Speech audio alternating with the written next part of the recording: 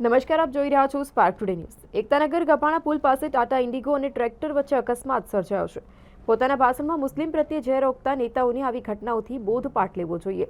ગઈકાલે રાત્રે 9 વાગ્યાની આસપાસ એકતાનગર તરફ આવતા મેઇન રોડ ઉપર ગભાણા પુલ ઉપરથી ટ્રેક્ટર પસાર થઈ રહ્યું હતું। ટ્રેક્ટરની ટ્રોલીમાં પછાડીને ટાટા ઇન્ડિગો કાર ધડાકાભેર અથડાઈ હતી।